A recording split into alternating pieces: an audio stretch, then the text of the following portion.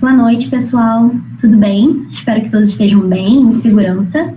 Eu sou a Sara, eu faço parte da LIPOA. Nós da LIPOA lamentamos demais os últimos acontecimentos, ocorridos em Seropédica. Esperamos que todos estejam bem, em segurança.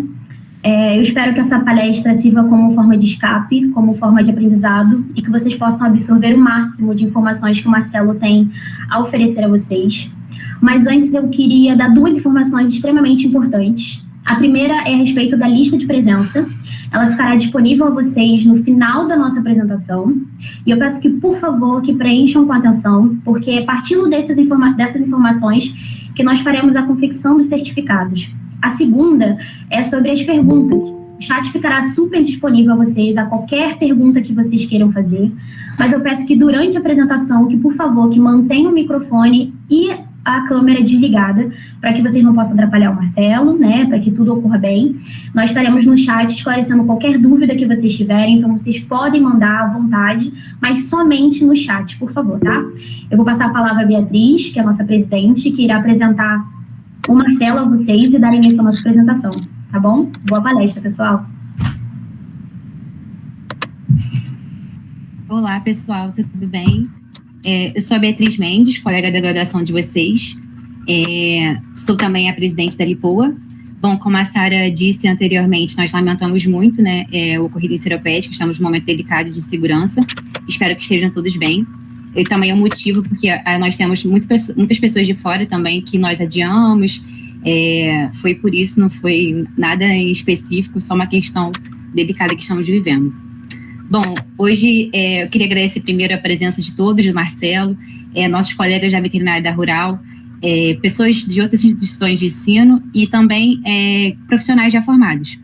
Esse é o início de um projeto da Liga, então nós vamos ter outras palestras desse formato, com o intuito de aproximar e apresentar para alguns a atuação do médico veterinário ou de outros profissionais na área de produtos de origem animal. Então, eu espero que seja muito proveitoso para todos e, mais uma vez, muito obrigada pela presença. Bom, agora eu vou apresentar um pouquinho do Marcelo. Ele é formado na veterinária da Rural em 2004. Ele é especialista em segurança alimentar e qualidade nutricional pelo IFE do Rio em 2011 e professor universitário na Anhanguera, na veterinária, nas disciplinas de tecnologias de produtos de origem animal e inspeção de origem animal. Também é responsável técnico. Possui uma vasta experiência, nós vamos mandar para vocês o currículo dele, para quem quiser acompanhar ele de mais perto, mas em assessoria técnica, na parte também de coordenação de cursos dessa área, e vamos aprender um pouquinho com ele hoje. E é isso. Muito obrigada. Passo a palavra para o Marcelo. Boa noite a todos. Obrigado, Bia. Prazer em conhecê-la agora assim, vendo o rostinho. Pessoal, todo mundo me ouve bem? Consegue me ouvir bem? Só põe alguns 3 sims aqui, tá ótimo. Beleza, então tá bom. Então vamos lá. Primeiro, manifestar também a minha tristeza pelo ocorrido, tá? Pra gente que é ex-aluno da Rural, ainda mais eu que me formei em 2004, entrei lá em 1999, era uma realidade um pouco diferente, mas enfim. Queria só manifestar esse meu sentir aqui, e não só eu, como toda a minha turma, vocês todos, mas só para vocês saberem que os ex-alunos da Rural, que eu tenho contato com muitos, sentiram muito pelo ocorrido. Então, eu queria falar isso logo no início, para vocês saberem que, uma vez aluno da Rural, sempre aluno da Rural, Enfim. Bom, a gente vai falar sobre RT em supermercado, e eu gostaria, assim, eu sei que tem muita gente ansiosa, se vocês estão ansiosos, imagina eu, mas a gente precisa fazer alguns alinhamentos aqui. Primeiro é um pouco óbvio, mas eu preciso expor isso, Ninguém vai sair dessa reunião de hoje expert em RT no supermercado, certo? Então, assim, partindo desse princípio, eu fico bem mais tranquilo de poder estar apresentando um pouco da minha experiência, tá bom? Eu vou fazer 20 anos de formado esse ano, agora em maio, no dia 15, E desses 20 anos, eu comecei a trabalhar com segurança de alimentos 2 anos depois de formado. Então, a minha experiência aí beira a 18 anos trabalhando com isso. E aí eu já vou aproveitar e manifestar assim, apenas uma observação no aspecto docente. A Bia falou segurança alimentar, né? Então, para a gente já ir alinhando isso desde o início, é muito comum confundir segurança de alimentos com segurança alimentar, tá bom? Qual é a grande diferença? A segurança alimentar, ela é um programa, é todo um trabalho que os governos dos países em geral, né, vinculado à ONU e tal, e que cada país tem o seu plano, mas que garante o abastecimento do alimento. Então, a segurança alimentar significa garantir que o alimento vai chegar na mesa de toda a população daquele país. Então, vai assegurar que aquele alimento chegou até a mesa da população. Segurança de alimentos é o que a gente vai falar hoje. Segurança de alimentos tem a ver com inspeção sanitária, que é garantir que o alimento esteja seguro para consumo, tá bom? Então, a partir de hoje, vocês não vão mais usar o termo segurança alimentar, porque segurança alimentar é distribuição, é fazer chegar o alimento na mesa. E vocês vão, a partir de hoje, vocês vão falar segurança de alimentos. Beleza? Bom, eu queria só entender um pouquinho, só escreve rapidinho aqui no chat, assim, quem for da graduação, escreve graduação, quem for formado, escreve formado há tantos anos. Rapidinho aí. Só para eu ter uma noção. Tá, recém-formado, tá. Acho que a maioria é graduação, né? Beleza. Já passaram pelas disciplinas de tecnologia de alimento e inspeção sanitária? Acho que quem estiver aí no meio do curso, acho que ainda não, né? Tá. Ok. Tá fazendo? Ok. Beleza, ok. Beleza. Bom, o pré-requisito básico para poder ser um RT na área de alimentos é justamente conhecer bem as disciplinas de tecnologia de alimentos, de todas as matrizes, né, dependendo de onde você for atuar. Então, carne bovina, suína, aves, ovos, pescado, leite, derivados, né, e mel. E os seus derivados. E também as disciplinas de inspeção sanitária desses produtos de origem animal. Então, assim, esse é o pré-requisito. Isso é o básico que a gente vai ver na graduação. Obviamente que outras disciplinas também, né, elas vão entrar, como, por exemplo, epidemiologia e saúde pública. Eu não sei exatamente como é que estão os nomes hoje, né? Eu estou puxando da minha época. Vocês vão ter o conhecimento básico, sim, de alguma coisa de anatomia, a gente aproveita para RT em supermercado, só para deixar claro que se alguém aqui estiver no início do curso, não fique, né, a anatomia é muito importante,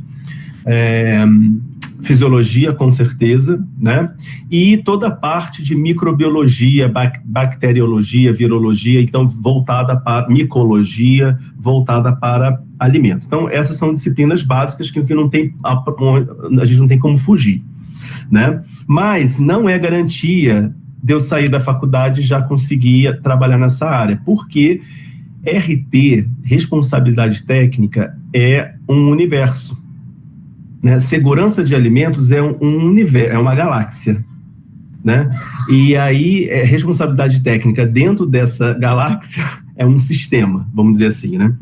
Então, só para deixar claro que, na minha experiência, eu precisei fazer cursos, não exatamente de pós-graduação, mas cursos técnicos em responsabilidade técnica para supermercado e tal.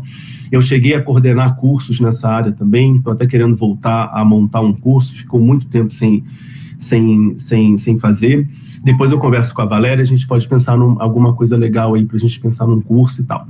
Bom, vamos começar, eu vou compartilhar aqui a tela, e assim, eu preparei um material que eu vou disponibilizar para a Bia, e depois a Bia vai passar para vocês. Então, quem quiser anotar, anota, mas o que está escrito nos slides, vocês vão receber, tá? Então, fica tranquilo. Eu procurei fazer slides, eu sei que o recomendado não é muita escrita, mas eu procurei fazer alguns slides com escrita para vocês terem como um documento de estudo, porque acho que depois vai ser importante para vocês lerem, tá? Então, só estou fazendo essa ressalva para vocês não acharem estranho, porque de bastante texto, tá? Eu vou compartilhar aqui e a gente já começa.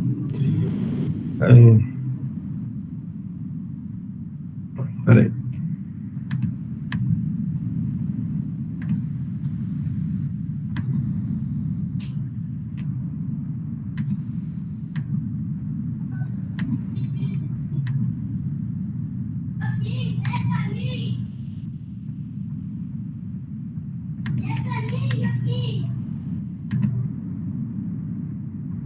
Vamos ver se vocês estão vendo a minha tela.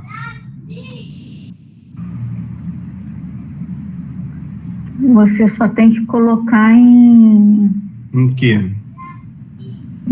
Naquele modo tela cheia, porque tá reproduzindo várias vezes, assim. Peraí. Para mim, né? Não sei se tá para todo mundo assim.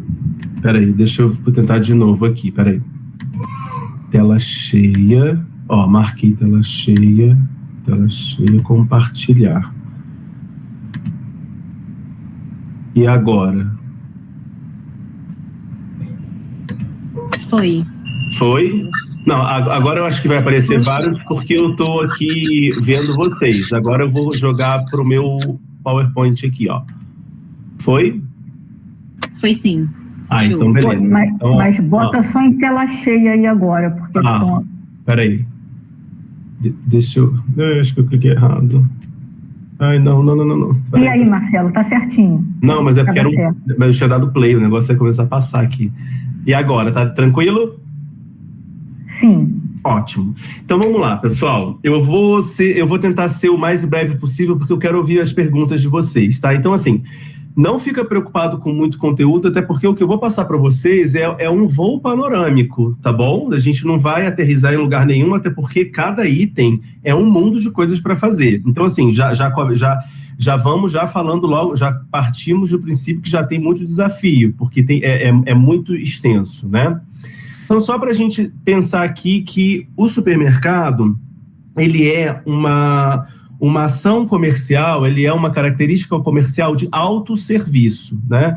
Então, essa foto, ela representa o início, os primeiros passos do autosserviço, que tinha ali toda uma intimidade do consumidor com o atendente, enfim, né? E que hoje em dia a gente ainda tem um pouco disso, mas a gente já, assim, evoluiu muito, né? A gente hoje consegue comprar carne moída em bandeja e ninguém vai moer na hora para você, por exemplo, né? Já está ali pronto, o consumidor vai pegar e ele vai levar para casa, né? Sem contar delivery, aplicativos de entrega, toda essa modernização e que chegou acelerando principalmente durante e pós-pandemia, né? Isso aqui é só alguns indicadores conjunturais para vocês entenderem o que é o supermercado, né? Primeiro que ele vem se profissionalizando cada vez mais do Plano Real para cá, então lá de 94, né? Quer dizer, né? Enfim, bem antigo. Ele vem se profissionalizando cada vez mais, né? Ele faz um espírito associativista, então a gente está falando de rede. Então a gente fala de uma loja, a gente fala de 5 lojas, de 10, 15, 20 lojas, um grupo que compra outro grupo, e aí você tem que padronizar isso tudo, né? Então, enfim, é um mercado muito competitivo, então assim, vocês são consumidores de supermercado, porque aonde que a gente compra comida para colocar na nossa casa? É em supermercado, né? Algum empório, dependendo, né, se for algo especial, mas em linha geral é um mercadinho de bairro, é um supermercado maior, um hipermercado, enfim. Então é um ramo muito, muito competitivo que às vezes 5 centavos faz uma diferença muito grande entre eles, né, como empresa. E a automação comercial, né, gerando cada vez mais agilidade e segurança em relação a controles, processos, né, e atualmente já se aproximou de 100%. E, nessa parte informatizada. Hoje, por exemplo, já é uma realidade no Brasil, de você chegar em lojas de supermercados, onde você tem a opção de passar a sua compra num check-out caixa registradora, que não é uma pessoa, né? Você passa ali, lê o código de barras, você mesmo coloca na sacola, você mesmo paga com cartão de crédito, e aí você vai embora, né? Então já estamos nesse ponto. pontos fracos. E aí, isso pode ser um desafio ou oportunidade. Eu enxergo como oportunidade hoje em dia, né? E aí isso já é um ponto que eu quero trazer para vocês, que é começar a enxergar nos problemas, né, nas dificuldades do mercado, oportunidades para vocês estarem trabalhando. Então, eu precisei estar construindo essa forma de raciocínio ao longo da minha experiência nessa área, né? Porque às vezes eu vi um setor que estava cheio de problema, aquilo me causava muita preocupação. Claro, dependendo é para causar mesmo. Mas hoje em dia eu já enxergo aquilo como oportunidade para a gente poder ajudar, né, e melhorar, enfim. Então isso é muito importante vocês já estarem vendo os desafios como, na realidade, oportunidades, né? Então, capacitação gerencial para empresários, né, enfim, melhorou muito, né, mas ainda existe uma defasagem. Capacitação profissional para recursos humanos, né, atendimento, então a gente sempre está trabalhando em cima de... Quando eu falo a gente, eu estou falando o supermercado, tá? Em relação a atendimento e automação comercial, né, que também é uma questão aí que está melhorando, mas ainda é um ponto fraco. Em relação a desenvolvimento, a gente tem carência de formação empresarial, né?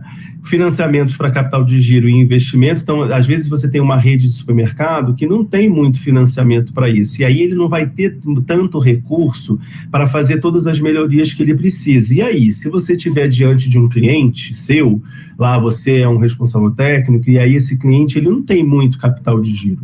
E aí você vai ter que pensar em alternativas, não adianta você virar para ele e oferecer, tem que botar pia de aço inox em tudo. Aço inox, pessoal, é aço inoxidável, é o melhor material que a gente tem, lavável, higienizável, não enferruja, para a área de alimentação, mas também é um dos mais caros. Então, que alternativas eu posso pensar para poder oferecer a um cliente, por exemplo, que não tem um capital de giro muito grande para investir? Então, isso tudo faz parte desse trabalho, né, que a gente precisa estar fazendo. Vocês estão percebendo que eu não estou me colocando apenas como aquele veterinário, entre aspas, fiscal, que vai lá para falar o que está errado e ele tem que corrigir. Isso é 1% do trabalho. A gente precisa se transformar num profissional em que esse empresário, esse dono desse supermercadista, ele precisa ter você como um aliado. Aliado em que sentido? Você vai ser o profissional que ele vai ter muita confiança para perguntar tudo o que ele quer perguntar e que você vai resolver os problemas dele, né? Então, assim, porque para dizer que está tudo errado, ou então, entre aspas, se colocar na posição de um fiscal, ele já tem a vigilância sanitária para isso. Ele já tem a Secretaria de Agricultura para isso. Ele não quer isso de você. Claro, a gente não vai ser condescendente com o erro, mas ele precisa de um profissional que dê suporte, que faça ele crescer também. Ele crescendo, você cresce, o consumidor recebe um produto de qualidade seguro. Então é assim que a gente tem que pensar. Algumas empresas apresentam estrutura familiar lenta. Então, por exemplo, eu estou cuidando atualmente de uma rede de supermercado pequena, de 6, 7 lojas, e é assim uma empresa familiar que está se profissionalizando. Já cuidei de rede de supermercados de 30 lojas e entrou para uma multinacional. Então, assim, tudo, né, tem os seus prós e os seus contras. Bom, em relação ao recurso humano, o grau de instrução de mão de obra, a escolaridade predominante é do primeiro grau, primeiro grau tá ótimo, né? Mas, enfim, fundamental, Fundamental 1, Fundamental 2, né? Quando você tem um profissional de ensino médio, você já tá aí em níveis hierárquicos maiores, tá? Então, assim, vocês vão se deparar com pessoas de Fundamental 1, Fundamental 2. Então, imagina você ter que falar com um senhor que tem escolaridade de Fundamental 1, né? Meu filho está no Fundamental 1, e aí esse senhor, você tem que falar de bactéria, que ele não vai enxergar bactéria a olho nu. Então, isso tudo faz parte desse trabalho, né? Bom, vamos passar aqui, que isso aqui é mais informação mesmo, eu quero chegar mais à frente. Bom, rotatividade enorme. O que isso impacta no nosso trabalho? Você vai treinar uma equipe. Passou um mês, você vai ter que treinar uma outra equipe, porque dessa primeira equipe, 50% foi demitido, não conseguiu ficar no trabalho de experiência, e aí você tem que começar de novo. A rotatividade em supermercado é absurda. Vocês vão ouvir essa palavra também como turnover. Tá? Então, às vezes a pessoa fala assim, turnover de não sei quantos %, significa rotatividade. Ou seja, novos funcionários entram para a empresa quase que diariamente, porque muitos vão embora. E você tem que estar ali treinando e retreinando, treinando e retreinando. Então, é um trabalho que te exige também uma repetição. Então, você não deve se entediar com isso, porque você vai falar a mesma coisa durante o ano inteiro. Então, isso também faz parte do preparo que você tem que ter como profissional, tá? Tô misturando. Vocês vão ver que eu vou falar algumas habilidades aqui que não tem a ver diretamente com a medicina veterinária, né? Ou seja, a tecnologia de alimento, a inspeção sanitária, né? Enfim, mas que tem a ver com o comportamento, que tem a ver com a atitude diante desse cliente que um dia vocês vão ter, né? Obviamente, eu estou me referindo aqui à iniciativa privada, porque quem for para a área pública, aí vai ser o fiscal mesmo, né? Aí é concurso público. Gastos com treinamento, como eu já falei, né? Bom, enfim. Isso aqui é só um layout bem básico. Vocês são consumidores em supermercado, então, assim, todo mundo conhece o supermercado, né? FLV, frutas, legumes e verduras, em alguns lugares você pode encontrar como hortifruti granjeiro, porque no hortifruti fica o ovo, por isso granjeiro. E aí você tem os refrigerados, laticínios, mercearia, a parte seca, bebida, parte seca, né? E aí depende do porte. Se a gente falar de um hipermercado, aí já vai entrar a parte automotiva, eletrodoméstico, enfim, né? Aqui eu estou falando um supermercado básico, né? Mercadinho de bairro, então, é menos ainda. Bom, e aí essa imagem é para a gente refletir um pouco, né? Hoje, se a gente for pensar em mundo, né, o mundo, né, assim, claro, há regiões ainda de muita miséria e tal, mas vamos pensar na realidade mundo, né, nos países como um todo, dos 5 continentes, o mundo consome em supermercado. Então, o supermercado, ele é um setor que dificilmente vai sair do cenário.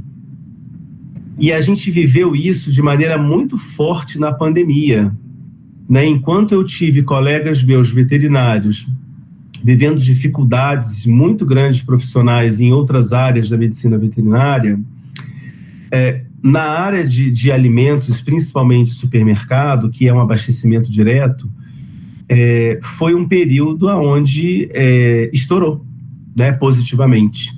Porque realmente todo mundo fazia pedido para supermercados, restaurantes fechados, né, antes de começar a fazer entrega delivery, e então o supermercado realmente ele é a base, ele sustenta o abastecimento de uma população. Então, isso é muito importante porque, ao mesmo tempo, o mundo consome no supermercado, e a gente pode também pensar numa imagem metafórica de que o supermercado ele tem um mundo de produtos para oferecer, né? Então, quando a gente pensa num supermercado muito grande, ele oferece, né, um número N aí muito grande em relação a alimento e não alimento, né? Então, isso aqui é só para a gente ter claro que eu não sei qual é a visão que vocês têm de supermercado, mas quando eu me formei, eu não enxergava o supermercado como uma oportunidade assim legal,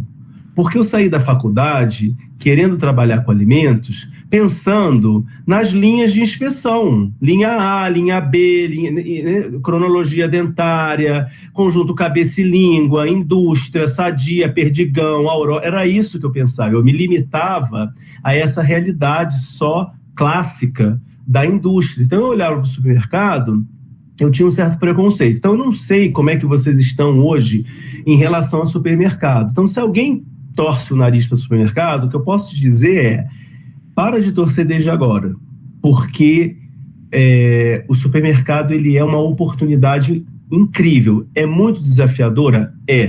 Sim, não é fácil. Mas ele não vai parar. dificilmente ele vai deixar de existir, porque realmente há décadas que a gente consome numa estrutura hoje conhecida como supermercado, né? Depois de todo o processo aí de revolução industrial e papapá. Beleza? Então vamos olhar para o supermercado com bons olhos, vamos olhar para o supermercado como uma oportunidade da gente poder oferecer o melhor que a gente tem como profissional. Muitos aqui são da graduação, então quando a gente fala profissional, eu não sei como vocês estão hoje, mas na minha época eu tinha dificuldade de enxergar esse profissional, porque eu era estudante, você é o resto da vida, tá? Eu sou até hoje. Até porque até hoje eu estudo responsabilidade técnica, porque tem lei nova, você muda de município, você tem que entender qual é a legislação daquele município, que tem os pormenores, então tudo isso varia. Bom, aí está o grande, a pessoa mais importante do processo, né? O consumidor. Então, a função do responsável técnico é garantir que esse consumidor ele chegue em casa e consuma todos os produtos ao longo da semana e que ele não venha a ter nenhum problema de saúde. Isso é óbvio, mas isso não necessariamente é algo assim tão simples, né? Simples mas às vezes não é fácil, né? Então esse é um outro desafio que a gente tem com responsabilidade técnica atuando em supermercado. Então a gente está falando de profissionais de Fundamental 1, Fundamental 2, a gente está falando de muita rotatividade, a gente está falando de, assim, todos aqui sabem muito bem a importância do que é lavar a mão. Não necessariamente um funcionário de açougue, ele vai ter claro na mente dele a importância de lavar a mão. Então, a gente está falando de iniciativa privada, né? Eu tenho uma empresa, que é a Druma Consultoria de Alimentos e tal, mas a essência final de tudo é promover educação sanitária. Então, nós somos, né, nós médicos veterinários, somos profissionais capacitados basicamente, ou seja, o curso de veterinária, ele por si só, ele já é sanitarista. Claro que a gente não vai considerar somente o curso da graduação, mas hoje em dia que eu trabalho em áreas multidisciplinares, com nutricionistas, com engenheiro de alimentos, com biólogos, eu vejo como o veterinário ele tem um olhar muito forte para a saúde pública, para a vigilância sanitária, para a epidemiologia, para toda essa parte sanitária, né? E aí, para a gente, né, assim como para a clínica, né, seja de pequenos ou de grandes, o paciente, ele é aquele animal que está ali diante, né, daquele veterinário, entre aspas. O nosso paciente é a população. Então, o nosso paciente ele é um N anônimo. Então, a gente tem que entender isso. Quando a gente está trabalhando e a gente está prestando aquele serviço, a gente tem que entender que esse consumidor aí é o paciente, que eu não sei quem ele é. Ele é anônimo para mim. E ele é uma população. Ele não é 1, nem 2, nem 3. Então, isso é muito importante, né? Porque a responsabilidade é muito grande. Bom, vamos lá.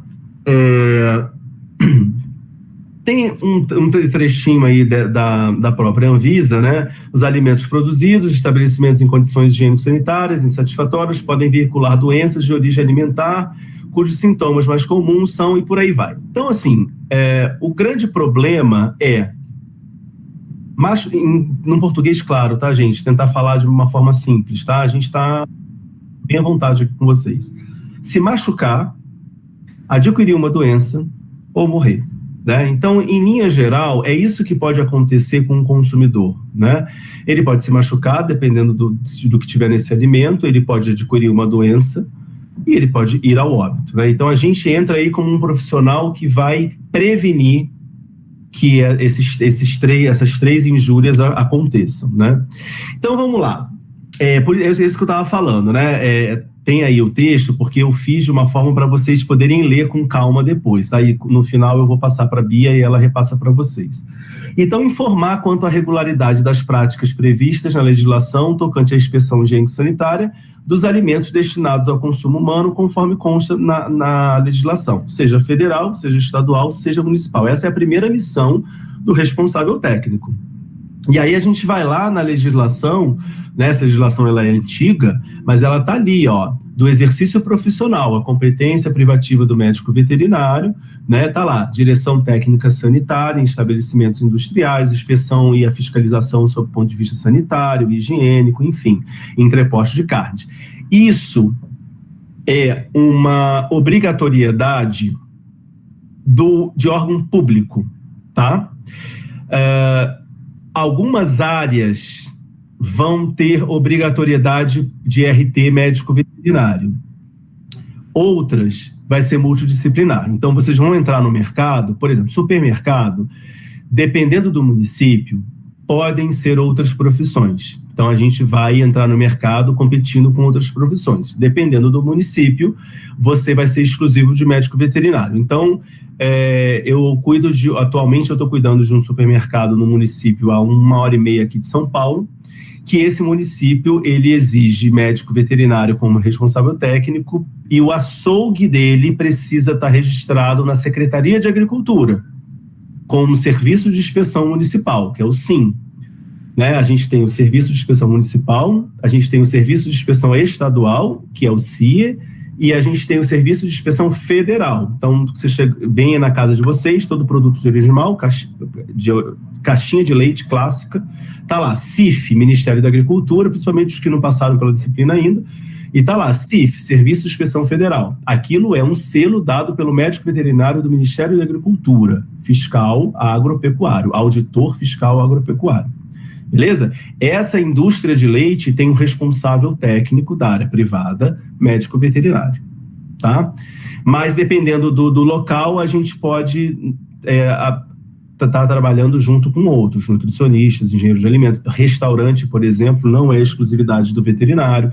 E aí você tem que se capacitar, porque o dono, né, o empresário, não tem que contratar você porque você é veterinário. Ele tem que contratar você porque você é bom.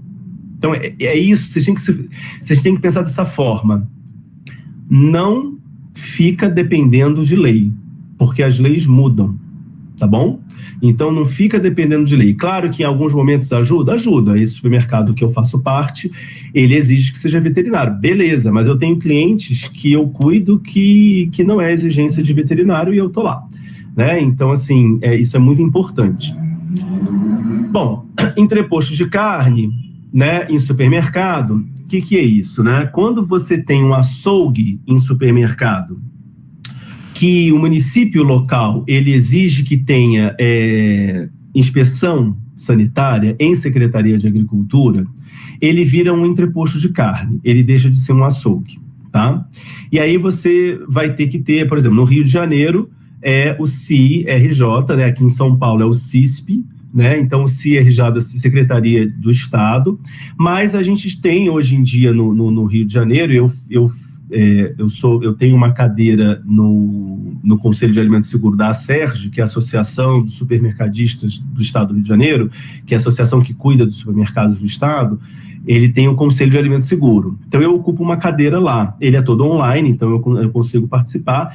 E há uns 5, 6 anos atrás, a gente participou, mais até, na verdade, quase 10, do texto, né? A gente foi um comitê técnico que formou o SIM. Então, hoje, o Rio de Janeiro, capital, ele tem um serviço de inspeção municipal. Então, os açougues do município do Rio, que vão manipular carne moída na ausência do consumidor, colocando em bandeja, vão fatiar presunto, fatiar queijo, colocar em bandeja na ausência do consumidor, quer dizer, não é aquele atendimento direto, eles precisam ter um serviço de inspeção municipal. Então, hoje a gente tem, na minha época, mais atrás, não era assim. Eu fiz parte da comissão que elaborou um pouco esse documento, discussão técnica, enfim. Então, só para vocês entenderem um pouco isso, tá? Então, beleza. Segunda missão, propor e subsidiar informações para implantar mecanismos destinados ao acompanhamento de termos e autos expedidos pela vigilância sanitária. O que é isso, gente? O órgão de um supermercado, quem vai fiscalizar um supermercado é a vigilância sanitária. Ah, mas você falou da Secretaria de Agricultura para si ou para sim. Sim, aí começa o problema. Quando eu tenho um supermercado que ele é fiscalizado sob a vigilância sanitária é uma secretaria da Anvisa, Ministério da Saúde. Secretaria de Agricultura é uma secretaria vinculada ao Ministério da Agricultura. Então, nós temos 2 grandes ministérios que cuidam do alimento: Anvisa e Agricultura, Saúde e Agricultura. Quando você tem um supermercado onde esse açougue ele precisa de um SIM, Serviço de Inspeção Municipal, na grande maioria dos municípios, ele é regido e fiscalizado pela Secretaria de Agricultura local. Todas as outras áreas do supermercado, ela vai ser fiscalizada pela Vigilância Sanitária, tá bom? São 2 órgãos fiscalizatórios, é assim. No Rio de Janeiro, quando a gente criou o SINREPA, né? O que aconteceu? Nem eu sei explicar para vocês como que eles conseguiram isso, mas foi assim. Eles criaram dentro da Vigilância Sanitária uma Secretaria de Agricultura, uma Secretaria Agropecuária, aonde ela consegue emitir o SIM, Serviço de Inspeção Municipal, aonde foi criado um grupo de veterinários específicos para cuidar desse SIM. Ou seja, o fiscal da Vigilância Sanitária é um e o fiscal do SIM, dentro da Vigilância Sanitária, mas que é específico desse registro, ele é outro. E aí, esses fiscais vão para o supermercado. Só que cada um cuida da sua parte. Então, assim, é um pouco confuso, é até pra gente. Então, se alguém ficou assim, deu um nó na mente, não se sinta sozinho, porque, enfim, né? Então, o Rio de Janeiro conseguiu a proeza que nenhuma outra cidade do país tem, que é o quê? Colocar uma Secretaria de Agricultura dentro da Vigilância Sanitária, porque em todas as outras cidades você tem Secretaria de Saúde, que é a Vigilância Sanitária, que é um órgão separado da Secretaria de Agricultura, que é o que vai fazer o SIM, tá bom? O Rio de Janeiro juntou. Beleza? Tudo bem, tá lá na lei, e aí a gente tem que estudar essa lei para saber adequar. E aí, quando o fiscal vai lá no supermercado, e aí ele vê alguma coisa errada, seja o que for, ele vai fazer uma intimação. É um documento legal, onde ele vai intimar e vai dar um prazo para que o supermercado se adeque e corrija tal não conformidade. Então, quem é que vai pegar essa informação, dessa intimação, e fazer com que o supermercado corrija? É o responsável técnico, né? E vamos supor que ele dá um prazo de 15 dias e a gente precisa de 30. Quem vai fazer a prorrogação disso? O médico veterinário, o responsável técnico. E aí acontece que o supermercado não conseguiu cumprir ali com aquela exigência, então o fiscal voltou na loja e aí ele emite um auto de infração, a multa. Quem é que vai... mas aí a gente entende que cabe recurso, cabe defesa. Quem vai fazer essa defesa, o parecer técnico? O médico veterinário. Né? Como é que faz isso? Isso é um mundo, isso é uma coisa à parte, é o que eu falei, a gente vai fazer um voo panorâmico hoje, né? Então, você tem que estar capacitado e aprender, né, a saber lidar com intimações, autos de infração. Então, tudo isso a gente vai fazer.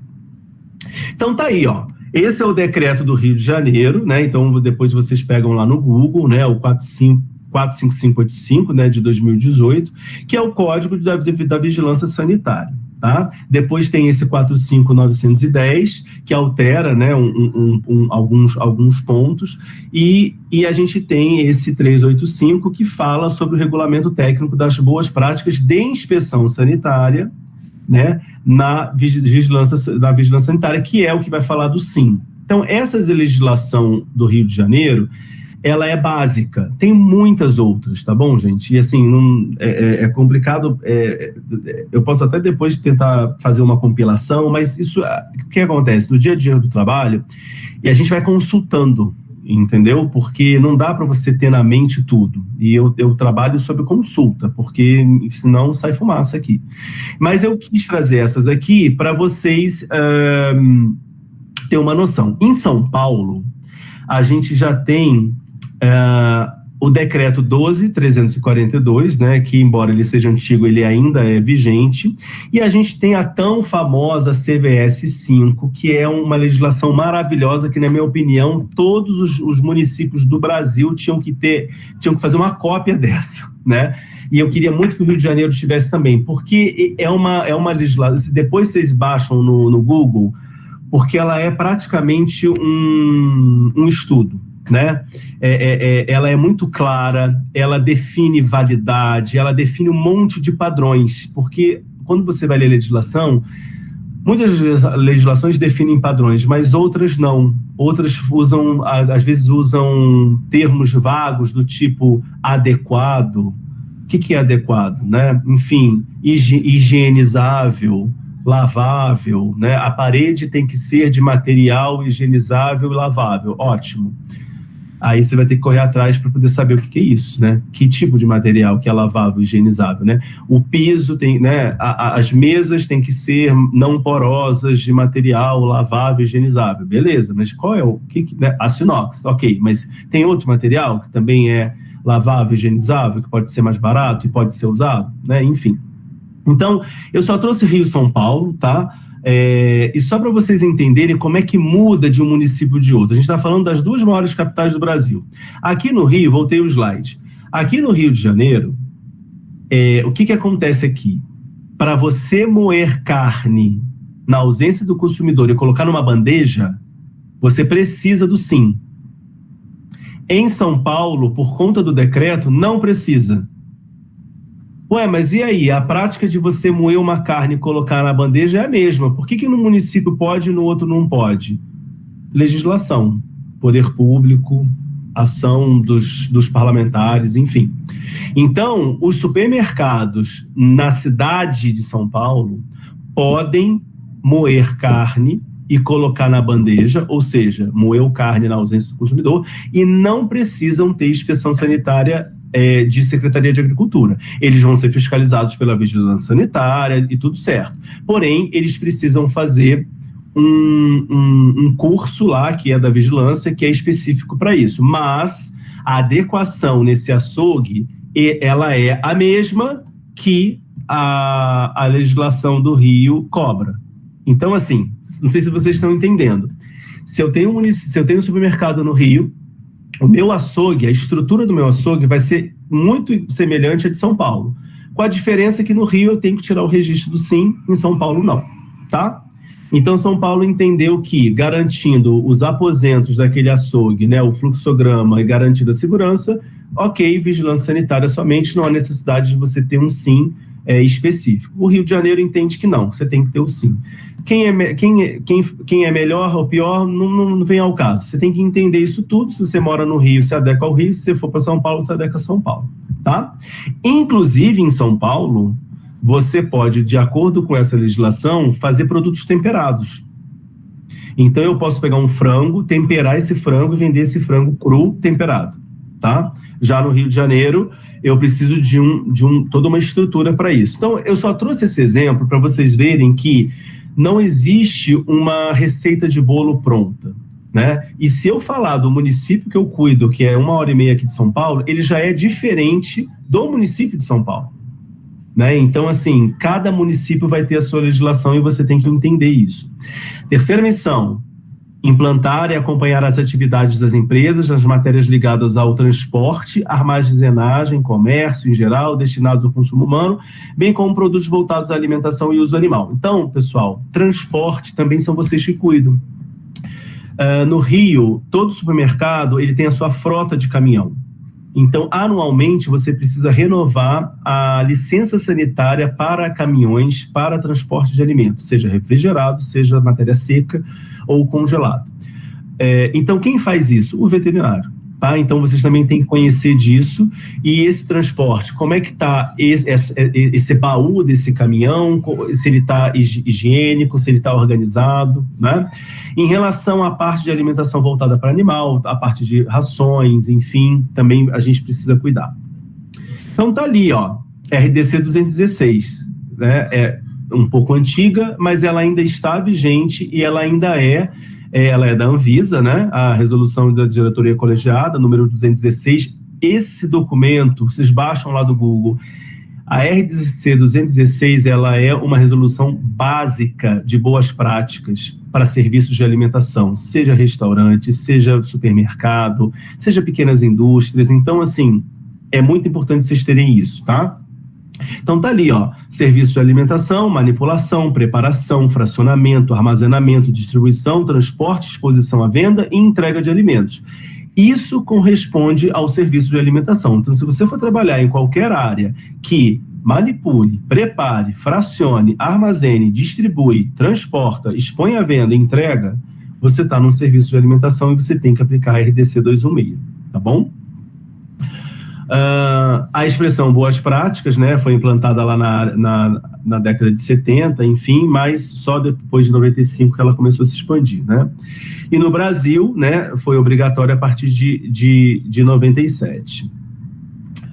Então tá aí, ó, essa resolução, aqui tá tampando aqui, ó, não sei se vocês estão vendo, porque eu não estou vendo aqui, mas vocês vão receber isso, né? Os veículos de transporte de alimentos destinados ao consumo humano, refrigerado ou não, devem garantir a integridade e a qualidade a fim de impedir a contaminação e deterioração do produto. Então, vocês precisam estar verificando também como é que está esse caminhão, né? É proibido manter no mesmo continente ou transportar no mesmo compartimento do veículo alimentos e substâncias estranhas. Então, você não pode transportar alimento e produto de limpeza, ou então papelaria, enfim, tá bom? Somente alimento.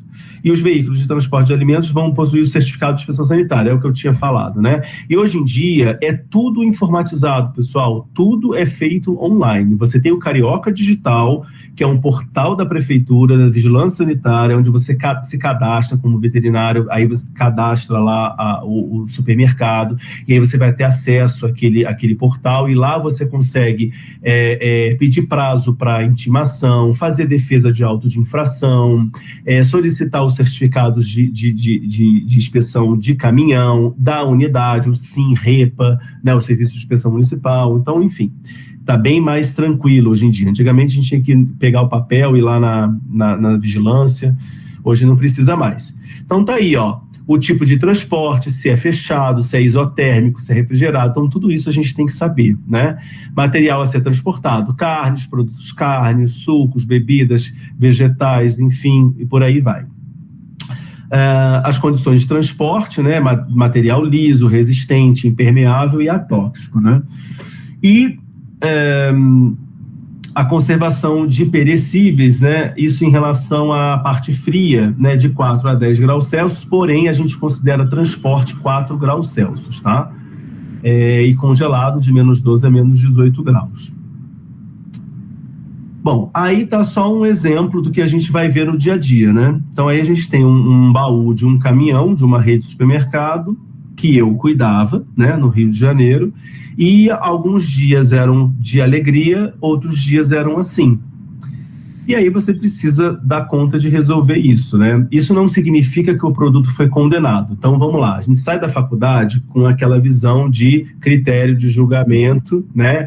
Aproveitamento condicional, destino, esterilização pelo calor. Quer dizer, não é bem assim, né? Então, a gente dá para aproveitar muita coisa aí, mas você precisa entender que por que aconteceu isso. Certamente foi um problema de não passou esse filme plástico que está envolvendo essas caixas, não foi passado de maneira correta lá no depósito. Então, numa primeira curva, já aconteceu isso. Certamente danificou algum produto, e esse produto danificado a gente vai ter que jogar fora, ou seja, é destinado para avaria. Então, só para vocês entenderem um pouco, né? Bom, a temperatura é até 7 graus, mas na prática a gente exige 4, tá? Para carnes, transportes de carne. A quarta missão, fornecer orientação técnica quanto à higiene nas instalações, equipamentos, utensílios e manipulação de alimentos. Então, nesse momento, a gente está falando sobre a higiene geral das instalações daquele supermercado, seja de um açougue, seja o setor de laticínio, seja o setor de salgados e defumados, um hortifruti granjeiro, setor de congelados, padaria, enfim, né? Equipamentos e utensílios, manipulação e tudo mais. É aqui onde essa quarta missão é a missão onde mais se aproxima do que vocês imaginam que um RT vai fazer. Mas, na realidade, o RT já está fazendo muita coisa até chegar aqui, né? Que é você olhar o setor, você verificar o que está conforme, o que está não conforme, né? Eu peguei uma foto genérica, né? Então, aqui a gente já consegue observar um monte de coisa, né? Então, o que a gente tem de errado aqui nessa foto, né? Primeiro, não está usando luva, né? É contato íntimo com essa carne. Então, a gente está falando de mão. Essa mão foi higienizada? Não sei, né? Então, a gente está falando de pele. Quando a gente fala de pele, a gente tem que pensar em quê? Que tipo de micro-organismo patogênico, né? Porque micro-organismo vai estar o tempo todo. Então, a gente tem que pensar em patogênico, no primeiro momento. Que tipo de micro-organismo pode estar presente nessa mão, né? Vários, ok, mas o mais comum, e aí a gente tem que voltar para a epidemiologia, a gente tem que voltar para a saúde pública, enfim, é Staphylococcus aureus, né? Então, o Staphylococcus aureus, ele está presente na pele, toda a pele do indivíduo, em maior concentração, mão, nariz, boca, né? E essa região entre o nariz e a boca, em maior concentração, né? Então, o Staphylococcus aureus pode estar presente, então a gente tem que estar atento. Outros micro-organismos patogênicos podem estar presentes? Pode, né? Mas aí a gente vai pensar primeiro no estáfilo, né? Então, assim, esse setor precisa de treinamento, esse setor precisa de uma equipe motivada. Então, parte da função de vocês também é motivar a equipe, gente. Não é só dizer o que está errado e o que está certo. Porque é muito fácil dizer o que está errado e o que está certo. Não é isso que uma equipe precisa. Uma equipe precisa de alguém que chegue junto e venha trazer motivação para que ele possa trabalhar de maneira correta, né? Ele não está usando máscara, tá até com a touca, né? Mas ele não está usando máscara. Ele está cortando uma carne numa tábua de madeira, né? Então é uma superfície porosa. Não sei se ele pegou essa faca e cortou um frango e depois pegou essa carne. Então existe um universo de coisas para a gente poder, né? E ao lado dessa carne a gente tem uma bandeja de carne moída sendo apresentada para o consumidor. Então, assim, essa bandeja em aço inoxidável em contato próximo de peças de carne. Isso a gente não deve permitir, né? Se você vai moer na presença do consumidor, a carne você moe e entrega. Se você vai oferecer essa carne pré-moída, então você vai fazer em bandejas de isopor com filme plástico de 1 quilo, 800 gramas, enfim. Então você não deve expor, porque depois que você moe a carne, o prazo de validade dela é muito curto, porque ela está muito cominuída. Então as superfícies de contato são enormes e a degradação é muito rápida, mesmo que seja sob refrigeração, tá? Aqui a gente está falando de um outro ponto, né? Um balcão, por exemplo, que está com um certo miúdo, enfim. Você tem alguns sacos plásticos, você já está falando aqui um pouco de caixa plástica, né? Já é melhor. A gente está falando de um recipiente aí lavável e higienizável, né? Não tem madeira, a gente consegue ver um pouco ali atrás, com dificuldade, porque a foto embaça ali atrás, mas, né, uma balança digitalizada, um setor com janelas de vidro, onde você consegue ver a manipulação interna. Então você já está vendo aí provavelmente um estabelecimento com um investimento maior, né? Então, isso tudo você tem que estar atento. A quinta missão, acompanhar e orientar quanto às condições prediais, inclusive quanto à elaboração de projetos, né, que estejam em conformidade. Quando a gente fala projeto, a gente precisa do engenheiro e do arquiteto ao nosso lado. Quem faz planta baixa não somos nós, mas quem vai definir o fluxograma, né, que tem que respeitar a entrada de matéria-prima, armazenamento, saída da câmara para a sala de preparo, manipulação, vai ser estocado numa outra câmara, sim ou não? Vai para a expedição no supermercado é a gôndola, é o balcão refrigerado ou o balcão congelado. Então, todo esse fluxograma somos nós que vamos fazer. Então, a gente precisa de um engenheiro, a gente precisa de um arquiteto, grande parte dos documentos precisam ser assinados, grande parte não, uma parte precisa ser assinado por um CREA, que é um Conselho de Arquitetura e Engenharia, né? E aí, mas a gente pode apoiar esse profissional para a gente ver o fluxo, porque às vezes ele vai pensar na estrutura de maquinário, de sala, de construção, mas pode ter ali no layout um detalhe que vai atrapalhar o fluxo e vai oferecer uma contaminação cruzada. Então a gente tem que conhecer muito bem de fluxo para poder orientar. Então também é uma missão. Então tá ali, ó, superfícies, pisos lisos, paredes resistentes, forros laváveis, portas e janelas impermeáveis, cores claras. A gente nunca deve ter um açougue com cor vermelha, né? A gente tem que ter cor clara, justamente para poder indicar exatamente se tem algum problema ali, né? Agora, a tábua vermelha, ela é permitida, tá? A gente não pode ter parede vermelha, mesa vermelha, mas eu tenho ali uma mesa de altileno, que é uma substância própria, né, para você cortar carne branca, e aí você tem no mesmo açougue produção de você pega lá tilápia, que é um peixe, você vai cortar filé de frango, você vai cortar carne bovina, você vai cortar carne suína. Pode. Você tem que ter uma mesa para cada um, identificada, com facas de cores separadas, o cabo, né, para cada tipo de matriz, e você precisa ter tábuas também específicas para isso. Então, você pode definir vermelha para carne bovina, amarela para ave, azul claro para pescado e, por exemplo, bege, sei lá, ou então branca para a carne de porco. Né? De preferência em horários separados, né? Mas você pode sim fazer esse tipo de manipulação numa mesma sala de preparo, que vai ter ali uma temperatura climatizada de 16 graus Celsius, por exemplo. Tá? A sexta missão: promover os mecanismos necessários para entregar os trabalhos de controle integrado de praga, abastecimento de água, manejo de resíduos, esgotamento sanitário, enfim. Pessoal, vocês estão vendo que é muita coisa? Então, assim, todas essas missões que eu estou trazendo aqui, tudo isso está escrito, depois vocês vão poder ler com calma. Então, a gente está falando do projeto, a parte do registro, o que a gente precisa ver no supermercado. Agora a gente está falando de controle integrado de praga. Então, assim, quem vai fazer isso é uma empresa terceirizada, que vai cuidar do controle de barata, de rato, de mosca, mas é você, responsável técnico, que vai avaliar se essa empresa trabalha de maneira correta.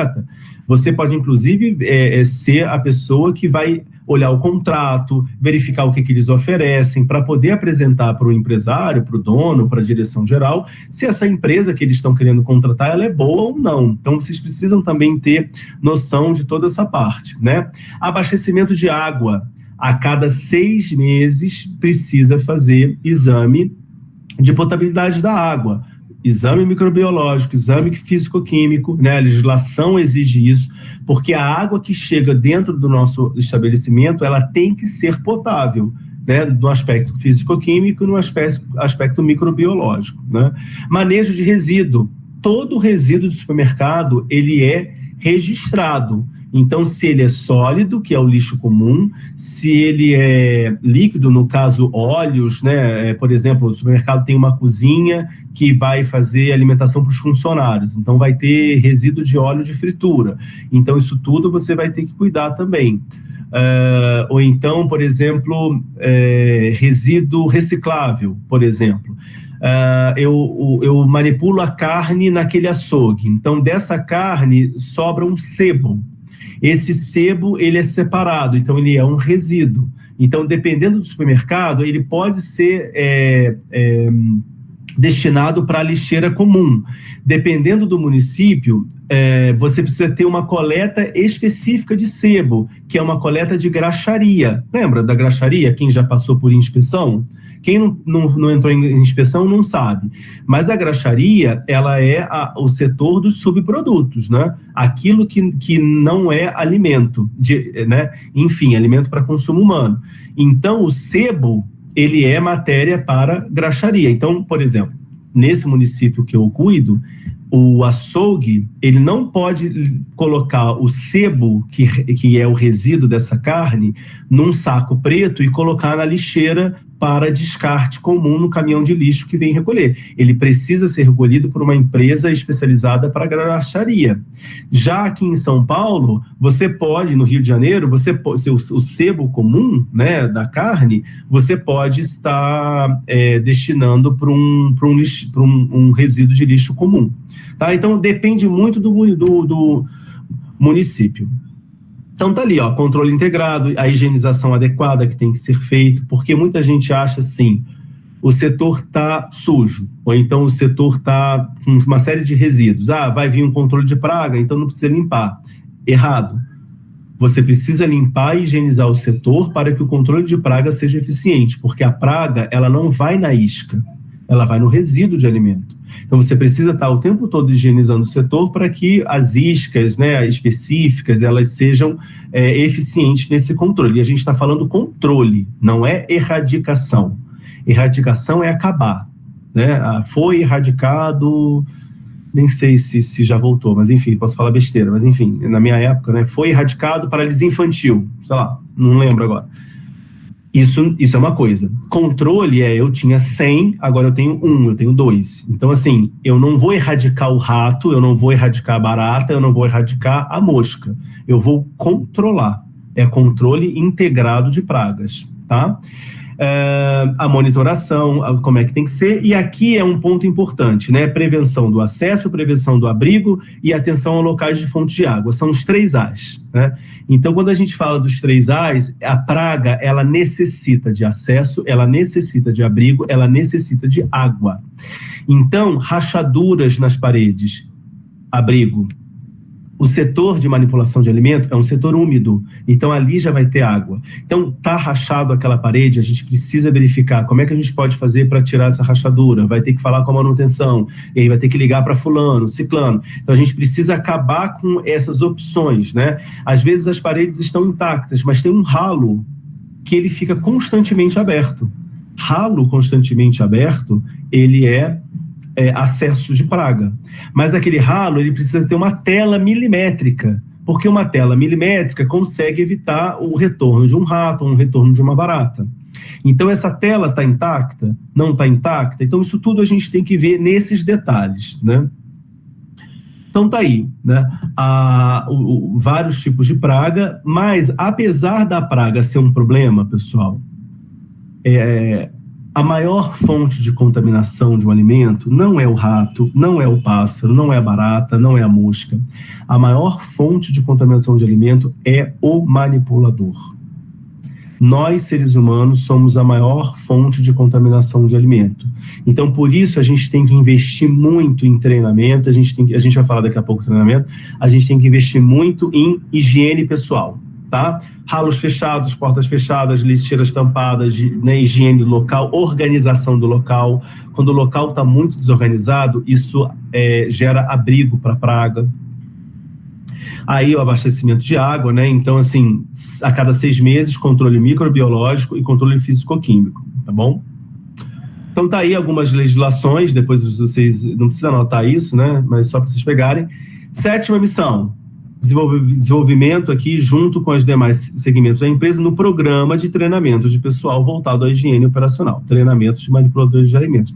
Esse talvez seja um dos trabalhos que vocês mais vão fazer e refazer e fazer de novo e vai ter que vai aprimorando, e você vai ter que pegar todo o conhecimento que a gente tem e transformar numa linguagem palatável para um senhor ou para uma senhora de 60 anos, de 50 anos, e 50 anos não é mais senhor, né? Já tem 45, mas enfim, mas que está no Fundamental 1. Os bancos escolares, ele tem lacunas dos bancos escolares, e você vai preencher essas lacunas. Por isso que eu falei, no fundo, é um trabalho de promoção de educação sanitária. E quando você olha para um senhor de 65, 70 anos, que ele entende a importância de lavar a mão e ele leva isso para a casa dele, bingo, eu acertei.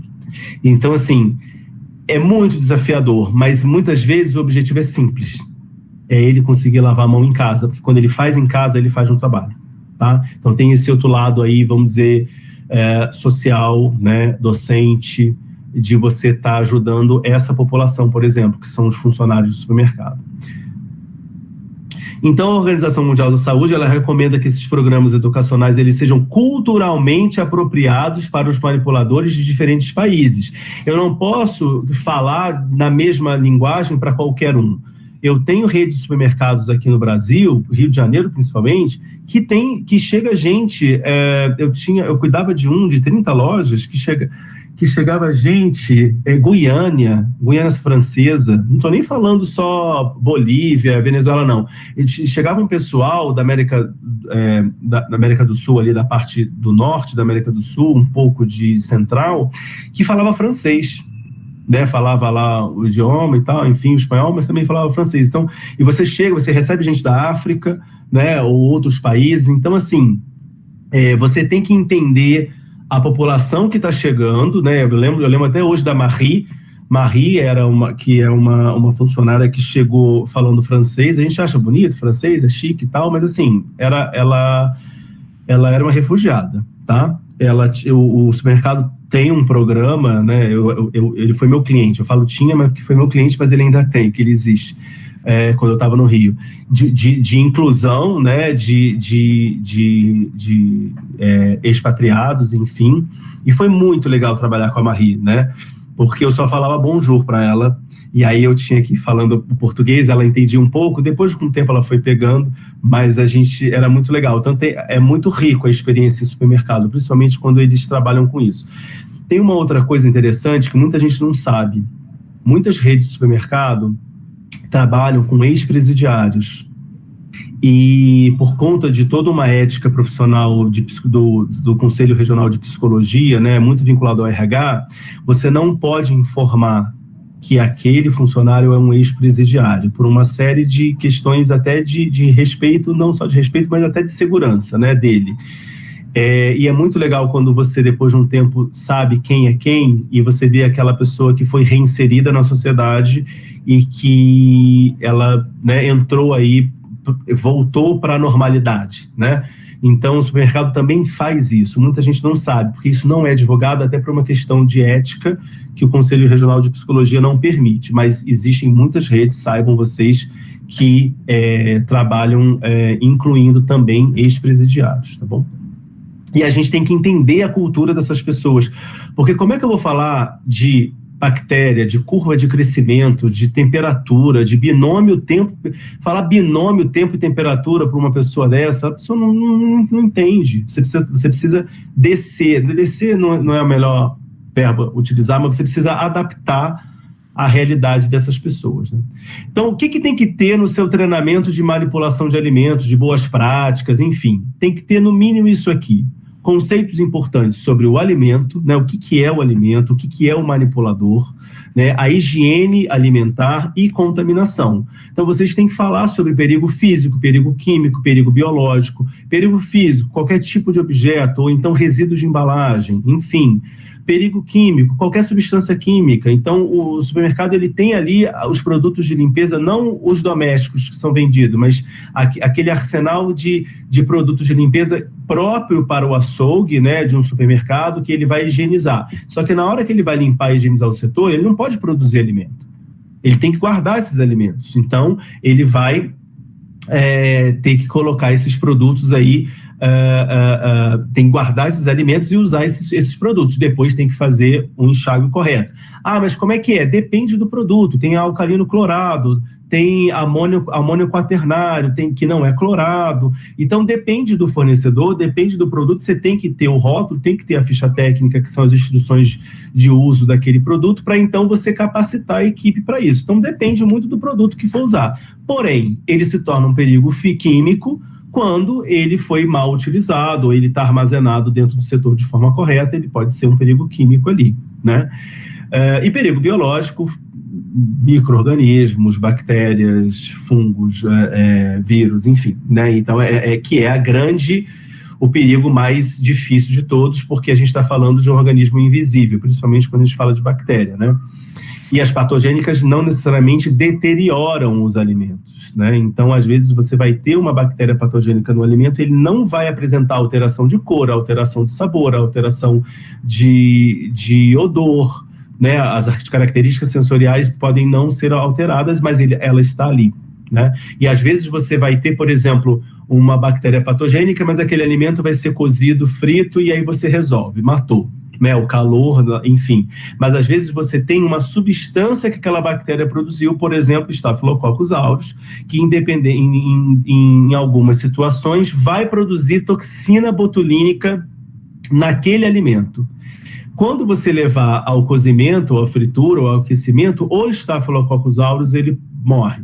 Né, em linhas gerais, obviamente, né? Estou falando de uma forma mais simples, mas a toxina gerada naquele alimento, não. Ela não é destruída pelo calor, e aí você pode ter uma intoxicação. E aí você tem que entender o que é intoxicação, o que é infecção alimentar, intoxicação alimentar, infecção. A gente está falando aí que pode gerar febre, né? E aí a gente já está falando de um processo infeccioso, aí você tem que entender esse processo. Intoxicação, a gente já está falando já de provavelmente uma substância tóxica produzida por um micro-organismo, por exemplo, enfim, que aí uma toxina botulínica, por exemplo, tá? Então, toda essa parte de microbiologia, vocês têm que entender também. Aí tá aí, ó, item 2, microbiologia, higiene na manipulação. Tudo isso, gente, vocês têm que entender, mas vocês têm que transformar isso numa linguagem palatável para eles. Então, você vai ver que é muito simples, né, a coisa. Você não tem que falar o detalhe do rodapé, porque não são veterinários, não são nutricionistas, são pessoas, né, de cultura, muitas vezes de cultura escolar, muito pequena, né? Faltou ali, com lacunas nos bancos escolares, né? O item 3, boas práticas de fabricação. Então, por exemplo, na RDC 216, você tem todo o roteiro ali. Então, você pode estar utilizando ela como roteiro para fazer o seu treinamento. Informações relevantes ao setor X, por exemplo, se naquele dia você vai fazer um treinamento próprio para o setor de laticínios, aí você vai trazer toda a questão do laticínio. Não, o treinamento hoje é só para o açougue. Então, você vai passar pelo item 1, pelo item 2, pelo item 3, e no item 4 você vai falar aspectos específicos do açougue. E as doenças veiculadas por alimentos, né? Então, salmonela, salmonelose, estafilococose, né? Ou então, eu falei toxina botulínica, gente, desculpa, eu falei errado, tá? Staphylococcus aureus, toxina estafilocócica. Vamos voltar. O Staphylococcus aureus pode estar presente lá, é um patogênico lá no alimento, e aquele alimento vai ser cozido, vai ser frito, enfim. O Staphylococcus aureus vai morrer no calor.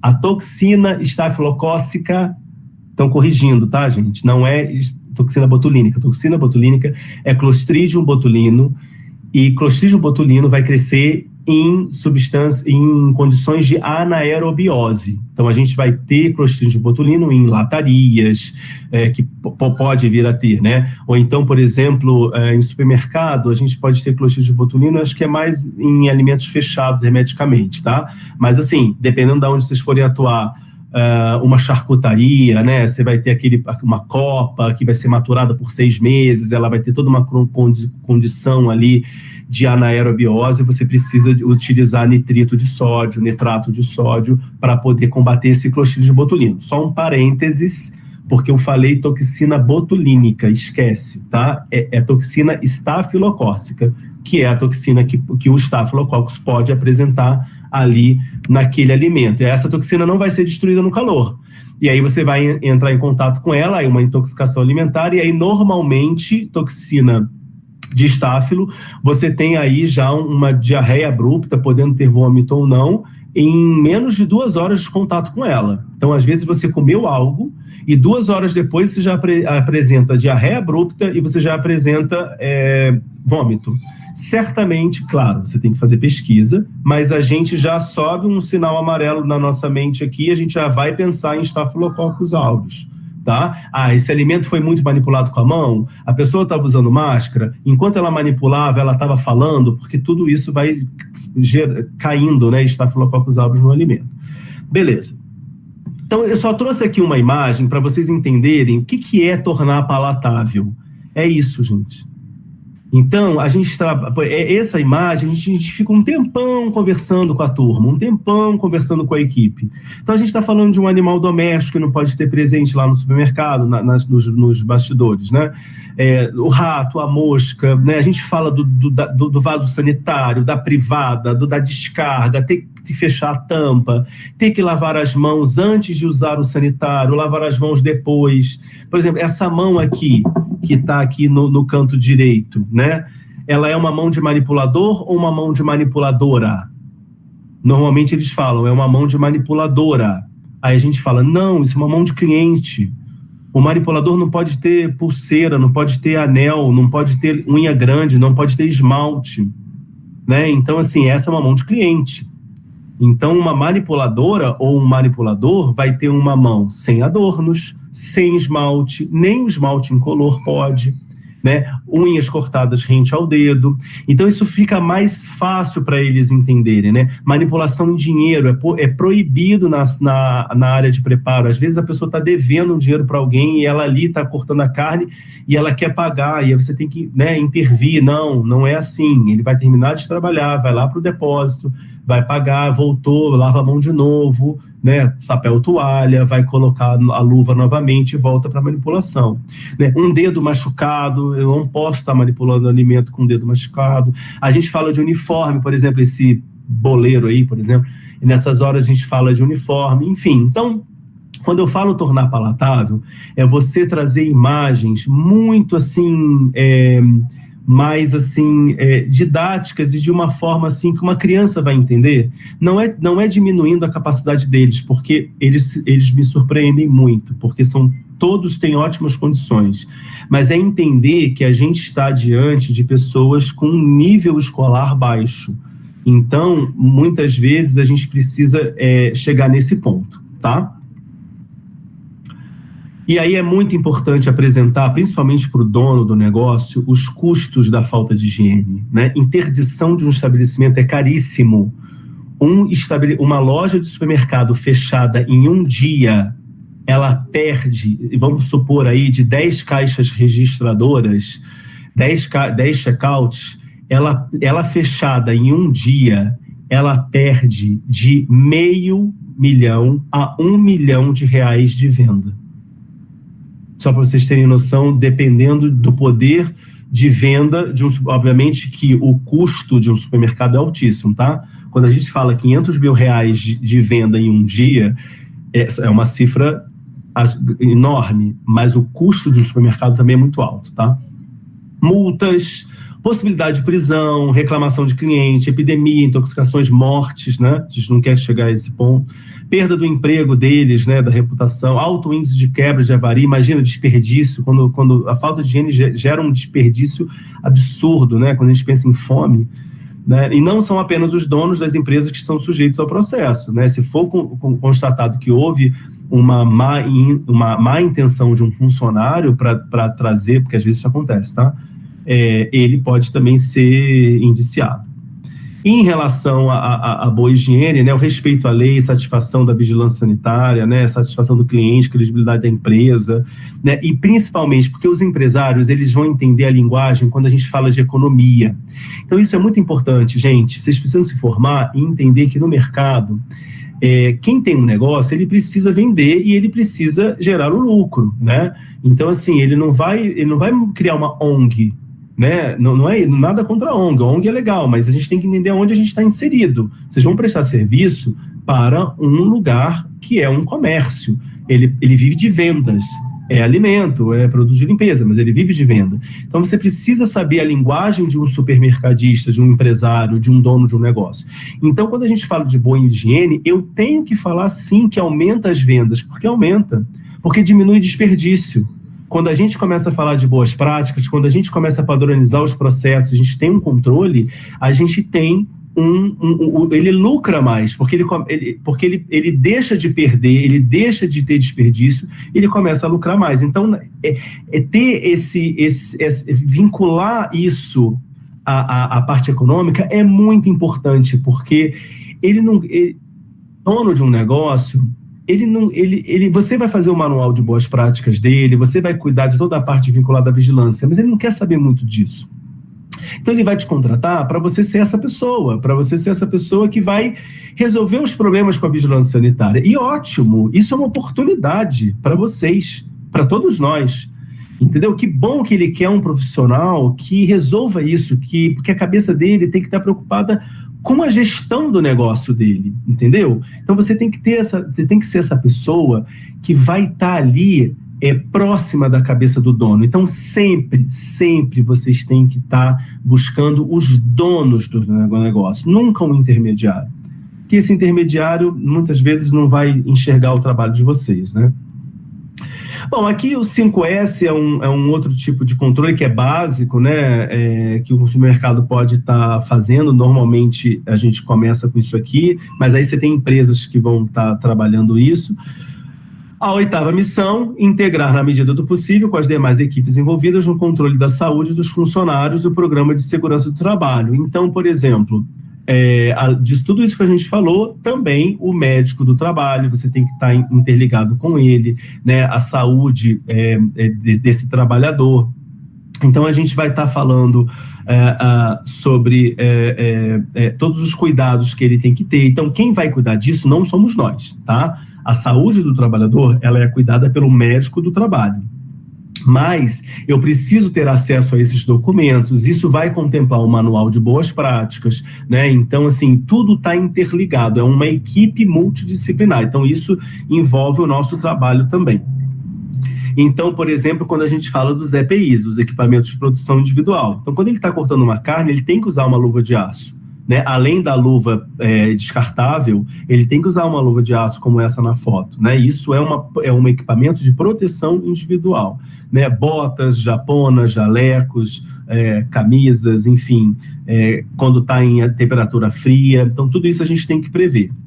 E aí a gente vai para a parte de rotulagem. Né? Como ter certeza do prazo de validade, como é que a gente vai trabalhar em cima disso. Por isso que eu gosto da legislação de São Paulo, porque essa legislação da CVS 5, ela já sugere prazos de validade, então é legal que você já tenha ali definido, mas quando você está num outro município, você tem que usar a legislação do município local. Então não adianta eu pegar a CVS 5 e aplicar no Rio, porque como eu posso até aplicar como conceito, mas na hora que eu fizer uma defesa na vigilância, eu não posso utilizar, porque eles não vão considerar, eles só vão considerar a legislação local do município. Respeitar as informações do fabricante sempre, tá?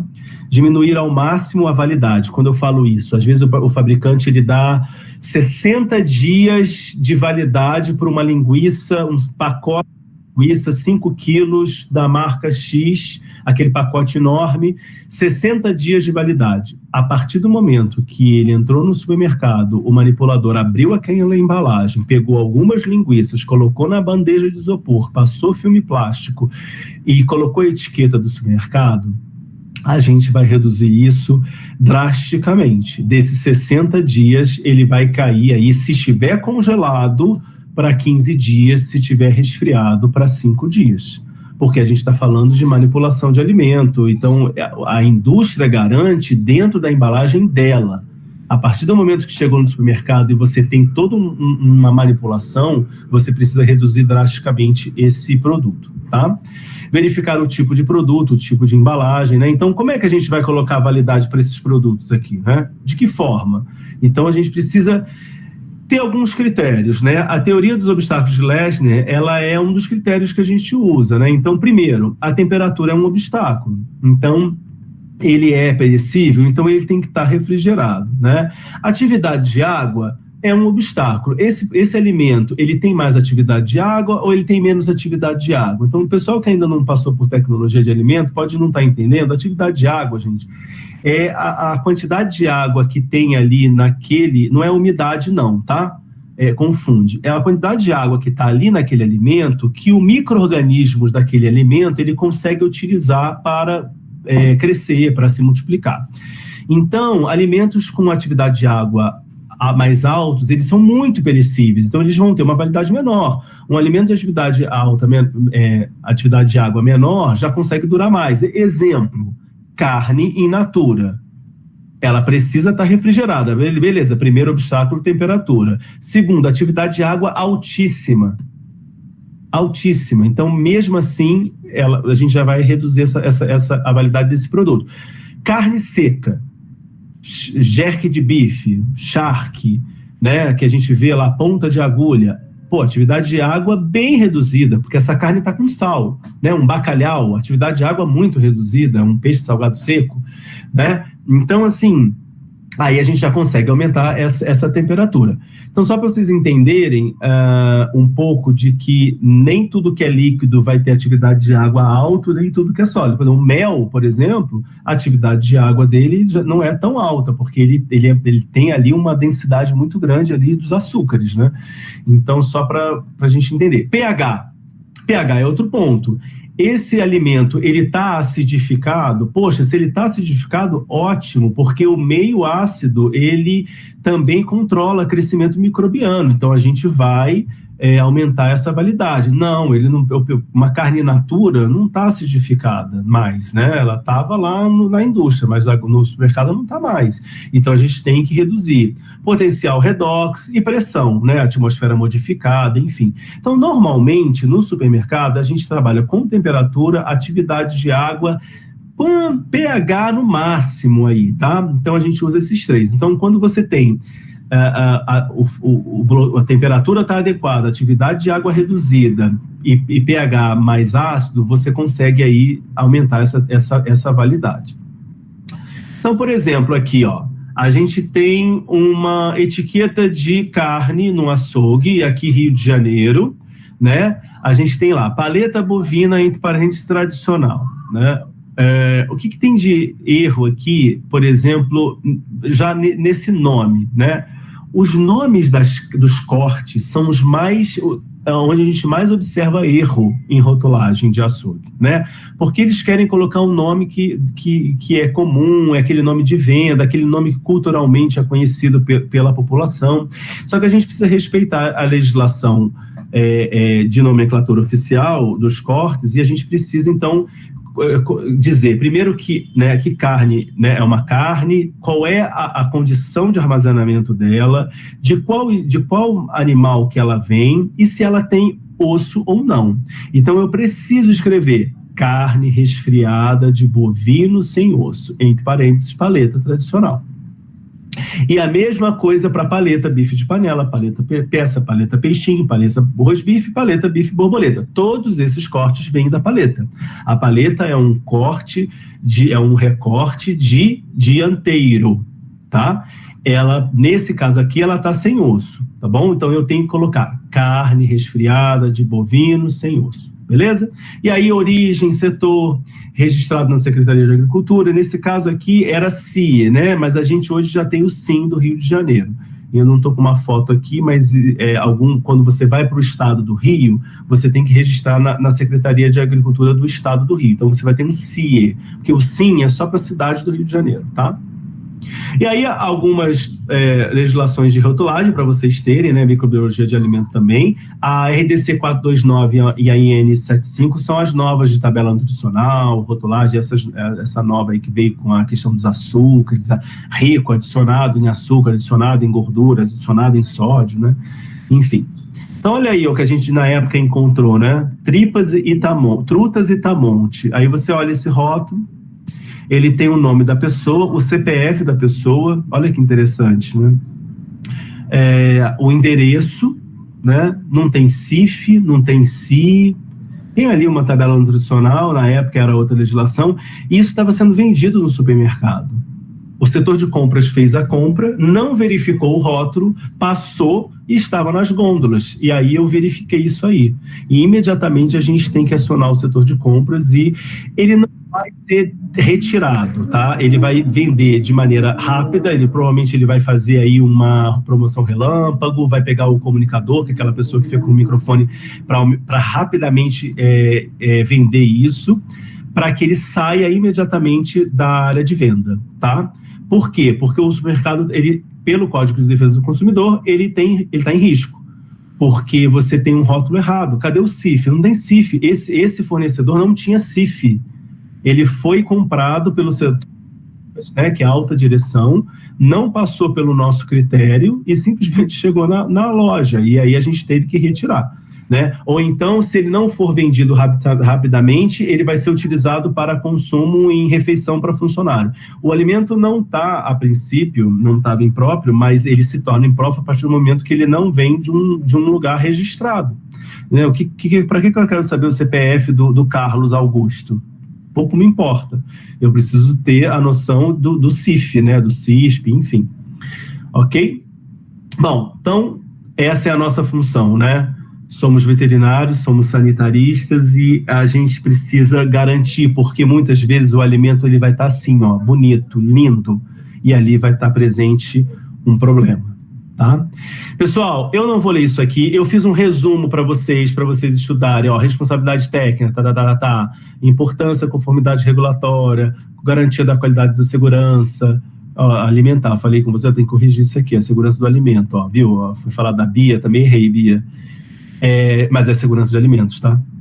Gestão de riscos e emergência, que vocês, tem hora que vocês vão ser acionados, porque acontece uma situação, né? Treinamento e desenvolvimento. Então, aqui toda uma conclusão, né? É essencial, né? Para garantir que os estabelecimentos várias vezes operem com eficiência, segurança e qualidade, né? Assegurar a conformidade com as regulamentações, manter os padrões elevados de qualidade, enfim. E segurança de alimentos, revisão aqui passou longe, hein? E a segurança de alimentos. Eu vou corrigir isso antes de mandar para vocês, tá? E aqui o desafio, gente. Desafio. Pressão competitiva, muito, não só entre eles, como entre nós. Entre nós, não necessariamente entre nós, mas assim, às vezes a gente está no mercado e a gente está competindo com o nutricionista, com o engenheiro de alimentos, mas não é para ter raiva deles não, tá? Sou amigo de todos eles, porque com o tempo você entende que você faz parte de uma equipe multidisciplinar. Esse município aqui de 1 hora de São Paulo que eu cuido, eu sou o responsável técnico veterinário e eles têm uma equipe de nutricionistas. E eles me contrataram. E eu ajudo a nutricionista, que ela precisa de muita ajuda. Então, assim, é para formar um time, não é para viver uma guerra entre conselhos de classe. Por favor, vamos para o mercado para formar time multidisciplinar. Não vamos para querer matar o outro. Não é para isso, tá? Tecnologia e inovação, e muita coisa. Eu estou cuidando de não é supermercado, mas eu estou cuidando, para vocês terem uma ideia, de uma charcutaria artesanal, tirando o selo arte dela, né? Que artesanal é uma coisa, selo arte tem a ver com artesanal, mas é outra, que é vinculado ao Ministério da Agricultura, e essa charcutaria tem sim, serviço de inspeção municipal. Então, o responsável técnico, ele está sempre ali, né, vinculado com a parte de tecnologia e inovação, porque a gente está promovendo novos produtos. Bom, remuneração, tá? Essa parte é legal, não sei se está todo mundo dormindo até aqui, né? Enfim, porque não teve nenhuma imagem, não teve nenhuma fotinho divertida, né? Mas por que eu estou falando isso, gente? Vocês vão trabalhar, 80% do trabalho de vocês vai ser no computador, fazendo planilha, escrevendo texto. Não pense vocês que o trabalho de um RT supermercado é ficar entrando na loja e olhando milhões de coisas, dizendo que está certo e que está errado. Isso aí é uma parte só. 80% do trabalho de vocês vai ser planilha, Excel, Word, bom, isso para quem tem Microsoft. Galerinha da Apple é outra coisa. Mas, enfim, entendeu? Então, assim, muito, não se frustra, porque vocês vão, esse trabalho de responsabilidade técnica sim, muito documento, relatório e muita planilha, tá? Bom, o conselho de classe, de veterinária, ele coloca no mínimo um salário mínimo federal por 6 horas semanais. Aqui é um problema sério, porque ele fala assim, no mínimo um salário mínimo federal. O que muitos lugares fazem? Lê essa frase e tira a palavra mínimo e fala um salário mínimo federal. Um salário mínimo federal, gente, é R$ 1.420 atualmente. Dependendo de onde vocês forem trabalhar, não tá. Não, R$ 1.420 pode ser um dinheiro legal para quem é estudante hoje, mas você não consegue formar família. Quer dizer, não consegue. Tem gente que ganha menos que isso. Eu estou falando assim, né? Vocês vão se formar como veterinários. Então, a gente não pode se submeter à precarização da nossa profissão. Então, vocês têm que lutar para... Né? Então, assim, eu normalmente é 2 para cima, enfim, tá? E esses 6 horas semanais não necessariamente são 6 horas presenciais, tá? Porque grande parte do trabalho é em computador. Então, isso tudo varia. Eu fiz uma pesquisa lá na Cato para tentar ajudar vocês, aí pensando assim, né, quando é regime CLT, né, que aí vai contratar o veterinário como funcionário, varia aí de 3.000 a 6.000 por mês, e aí é 40 horas semanais, que aí você é exclusivo deles, né? Pode chegar a 10.000, tá, gente? Eu tenho aí, tem rede de supermercado pagando 10.000, um pouco mais, mas aí depende da função, da rede, no caso. A possibilidade de contratação via pessoa jurídica é a minha realidade. Então, eu tenho uma empresa privada onde eu fecho contrato de prestação de serviço. Então, ele me contrata, mas é prestação de serviço, então eu consigo ter uma liberdade aí das horas de trabalho, eu não fico assim 40 horas semanais, tá? E aí você consegue aí um trabalho, uma remuneração um pouco melhor, mas não tem as garantias da CLT, né? Não tem férias, né? Terceiro, então você tem que pensar aí numa precificação nisso. Por onde começar? Educação e qualificação, ou seja, vocês estão fazendo a faculdade, que vai te permitir, né, se formar e trabalhar nisso, né? Conhecimento e legislação da regulamentação, então é buscar essas legislações, eu já dei várias aqui, então vocês já podem começar por elas, né? Networking e aplicação para vagas, né? Networking o tempo todo, gente, vocês têm que se comunicar, conversar com as pessoas, né? O concorrente, ele é muito importante, sim, não tem que ficar com raiva das pessoas, tem que ser amigo das pessoas. Isso é 20 anos de formado, que minha mensagem é essa, a gente tem que ser amigo das pessoas e não inimigo. Aplicação para vagas aí para quem for para a parte de CLT, né, enfim, né, aí pode estar entrando na Cato Online, né, enfim, aí pode buscar esses lugares, aí eu não tenho muita experiência com isso. Entrevistas, processos de seleção, que aí você já vai ser encaminhado para isso, né? E desenvolvimento profissional contínuo, pessoal. Até hoje eu faço desenvolvimento profissional contínuo, não para, né? Então você tem que estar sempre lendo legislação nova, aí surge uma tecnologia nova, e aí você tem que estar por dentro disso.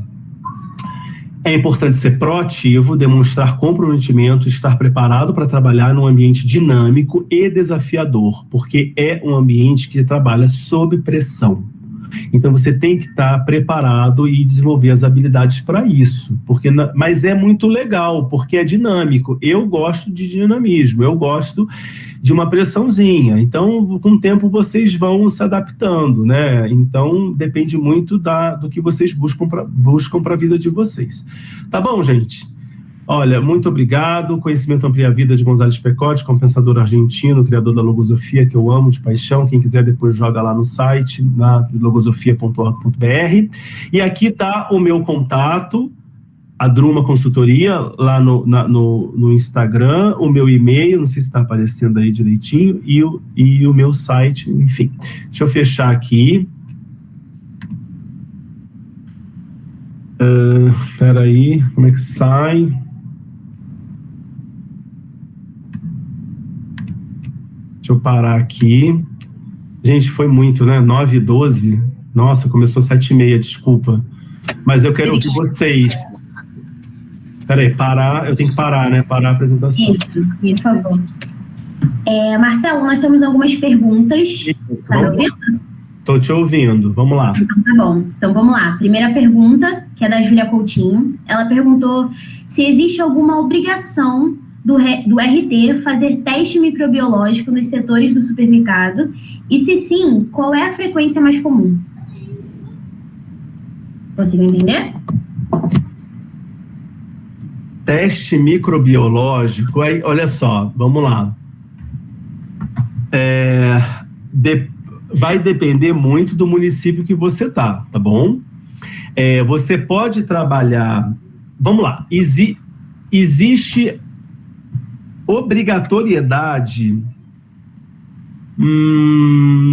eu não sou... Por exemplo, vamos pensar em açougue.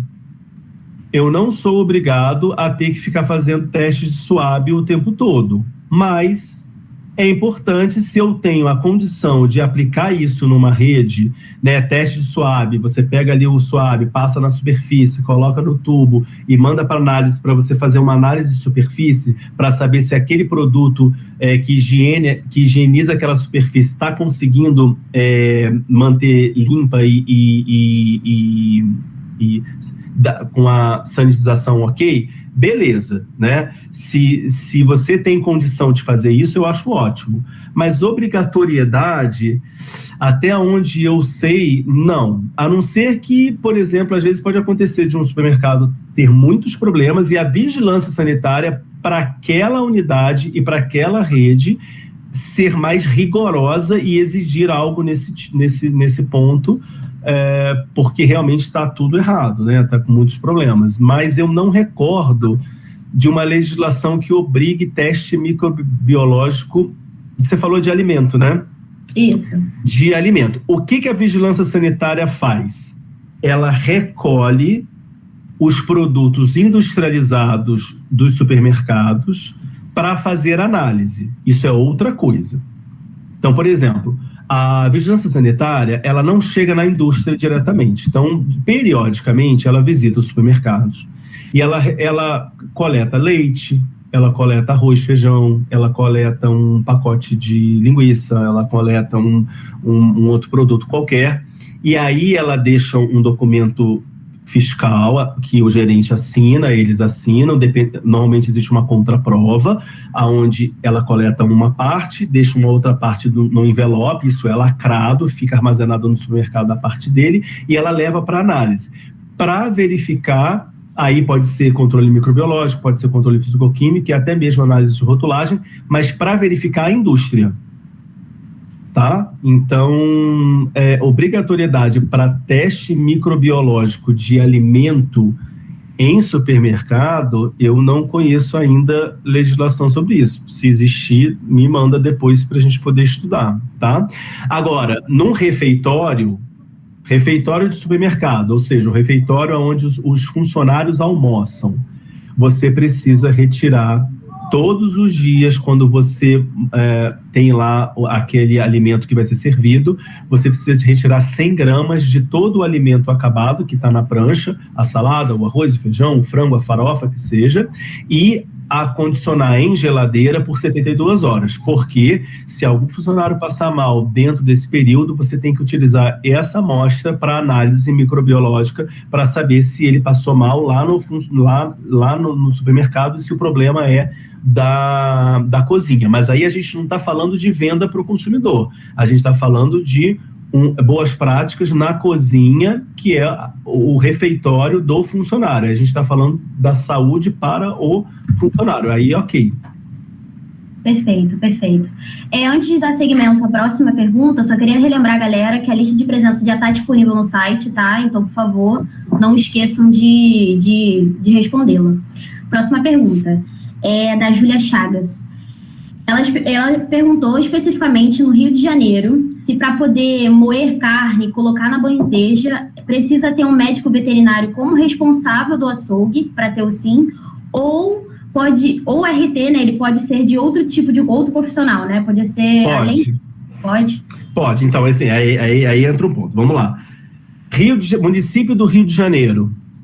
O supermercado tem um açougue e ele vai fazer carne pré-moída, que é a carne moída na bandejinha. Não é só o açougue não, tá? Se uma padaria, por exemplo, não um supermercado, uma padaria de rua, hoje no Rio de Janeiro é assim também. Se ela fatia presunto e fatia queijo e coloca na bandejinha, ou seja, isso é uma prática na ausência do consumidor, ela não fatia na frente, ela já deixa umas bandejinhas prontas, ela também precisa do registro do SIM, que é o Serviço de Inspeção Municipal, lá do SIM-REPA, que está vinculado à vigilância, né? Porque o Rio tem essa exceção. O SIM, que é vinculado à Secretaria de Agricultura, ele é um departamento agropecuário dentro da vigilância sanitária do Rio, tá? E aí você vai ter responsável técnico lá no supermercado. Sim, não é obrigatoriedade para médico veterinário, pode ser nutricionista, pode ser engenheiro de alimento. Antigamente era obrigatoriedade de médico veterinário, sim. Antes de existir o SIM, quando era só o CIE, que era o Serviço de Inspeção Estadual para o açougue, a gente tirava esses registros nos açougues dos supermercados, era exclusividade médico veterinário. Quando a gente criou o SIM, aí teve toda uma pressão, enfim, com a SERJ, aí, enfim, aí foi permitido ser multidisciplinar, tá?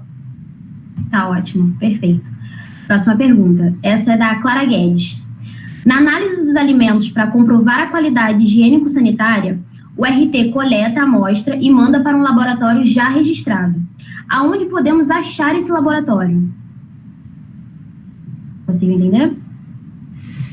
No caso, se a gente for fazer uma análise do alimento, aí, gente, mas olha, eu por exemplo, aí é jogar no Google mesmo. Você tem vários laboratórios privados que fazem a análise de alimentos. Começa numa pesquisa de site de busca, porque você... Que eu ia perguntar para você, tem algum local assim que tenha uma listagem desses laboratórios, ou realmente só dá uma bugada e aí... E aí, por exemplo, se você não tem... É porque, assim, na minha prática, a gente não... Essa prática não é comum. Em supermercado, assim, não é tão periódico assim, tá? Mas, normalmente, você faz análise microbiológica em alimentos produzidos de pequenas indústrias e tal. Mas em supermercado, porque o alimento do supermercado ele já foi analisado pela indústria lá. Agora, você pegar uma carne que foi manipulada no açougue e querer mandar para um laboratório para saber se ela tem a bactéria XYZ, economicamente não sei se isso é viável, porque a velocidade na manipulação e ela chega no supermercado, rapidamente ela já é escoada, ela já é vendida. Não sei até que ponto isso é viável, não sei se é a realidade da pessoa que perguntou, se ela está fazendo isso lá, mas você pode começar a formar uma lista de fornecedores, e a gente começa como? Google. Tá? Então, assim, não precisa ser credenciado no Ministério da Agricultura, para fazer uma análise microbiológica, né, a Matos e Matos, fazer propaganda aqui, mas não ganho nada. A Matos e Matos, ela é um laboratório muito bom, que a gente sempre usou no Rio, e eles têm também em São Paulo, mas eles são do Rio, em Niterói, inclusive, a sede. A gente fazia análise de potabilidade de água com eles, e eles fazem também fisicoquímico e microbiológico de alimentos, tá? Mas você tem vários no mercado, não é assim tão fechado não, tá? Matos e Matos é um laboratório famoso, está lá em Niterói, e de repente, daí tem que conferir se eles fazem análise de alimento, tá? Potabilidade da água, com certeza. Tá, só um adendo que a professora Valéria, ela colocou aqui no chat, que depende, né? No município do Rio tem a Noel Nuttels, não sei se é certa assim a pronúncia. No estado do Rio tem o laboratório da Pesagro e o MAPA tem a rede de laboratórios oficiais, fora os particulares, né? Como já foi citado. Sim, esses oficiais, eles são muito importantes. Quando a vigilância sanitária coleta um produto do supermercado para fazer análise, para verificar a indústria, ela manda para os oficiais, tá? A gente fazia, olha só, quando eu cuidava de uma rede de supermercados do Rio de 30 lojas, pegava município do Rio, pegava Niterói e pegava estado. Eu que era responsável por toda a potabilidade da água dos açougues. Quem é que fazia a potabilidade da água microbiológica e fisicoquímica? A Pesagro, em Niterói, lá no Horto. Era muito legal, fiz amizade de todo mundo lá. Aí depois eles mudaram para um privado, quer dizer, era pago no caso, né, mas era um custo menor. Depois eles mudaram o laboratório, mas durante muitos anos foi na Pesagro, por exemplo. Ótimo, ótimo. Próxima pergunta, da Mariana de Oliveira. Qual a diferença em termos de função e atuação entre o RT e o gerente de qualidade? Ótima pergunta, porque eu não provoquei vocês ainda, né? Quer dizer, eu acho que eu provoquei alguma coisa, mas vamos lá. Gente, olha só, tudo que eu falei hoje, tudo que eu falei hoje, tirando a parte de ter que assinar documento como responsável técnico, você pode fazer isso tudo como consultor. Então, vamos lá. Você pode ser um gerente de qualidade e comandar toda uma equipe de veterinários. Por exemplo, tem uma rede de supermercados do Rio que tem o gerente de qualidade, é uma veterinária, e ela tem uma equipe de 5 veterinários que são responsáveis técnicos de várias lojas dessa rede, uma rede de mais de 30 lojas. Então, assim, esse conhecimento, ele é da gestão da qualidade de segurança de alimentos, entendeu? A responsabilidade técnica, ela vai existir no momento que você tem uma obrigatoriedade legal para isso e você assina respondendo juridicamente. Mas toda essa prática que eu falei aqui para vocês, de todas essas missões, né, todas elas, essas 8, você pode cumprir isso num supermercado como um consultor, como um profissional da qualidade. Você não precisa ser o RT se a legislação local não exigir que tenha responsabilidade técnica, entendeu? Porque, por exemplo, e aí entra um gerente de qualidade. Tem um gerente de qualidade, ele, além de fazer isso tudo, ele vai trabalhar muito com planilha, porque ele vai ter que ter métricas de relatórios, né? Por exemplo, eu cuido de um restaurante, não é o tema, porque é supermercado, mas isso se aplica para supermercado, porque quando eu cuidava dessas 30 lojas também era assim. Nós tínhamos um checklist de relatório de visita que ele gerava uma pontuação. Então, a gente gerava métrica, a gente gerava indicador. Então, ele tinha lá separado o setor de açougue, laticínios, congelados, salgados e defumados. E aí, você tinha uma série de questões assim, de operacional, de estrutura, de manipulação de higiene, né? E aí você ia colocando conforme e não conforme, e aquilo ia gerando uma pontuação, no final saía uma nota. Então, todo mês existia um ranking.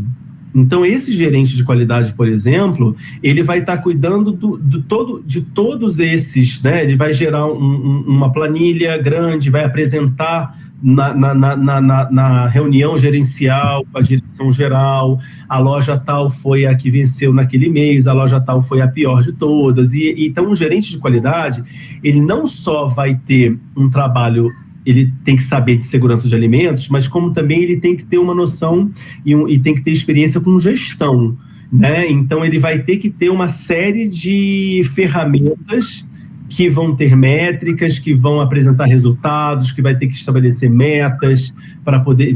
Então, assim, ele não necessariamente precisa ser RT, e ele pode até estar num cargo que financeiramente vai ser superior ao RT, por exemplo, tá? Tá ótimo, obrigada. A gente encerramos as perguntas. Eu vou passar de volta para a Beatriz, tá? Para ela encerrar nosso encontro de hoje. Posso só falar um aspecto aqui? Oi, claro, fica à vontade. Professora Valéria, tudo bem? Oi, Marcelo, tudo bem? Olha só, gente, eu peço desculpas se de repente ficou um pouco maçante, porque assim, eu tentei condensar, porque é muito grande, é muita coisa. E cada missão que eu falei para vocês, isso se ramifica num mundo de conhecimento. Na verdade, responsabilidade técnica ou gestão da qualidade, que seja, a gente tem que fazer um curso disso em paralelo, né? Eu organizava cursos disso que durava assim, às vezes ele durava um mês inteiro, era 5 dias por semana, ou então quando ampliava uma vez por semana, era tipo um semestre ou mais.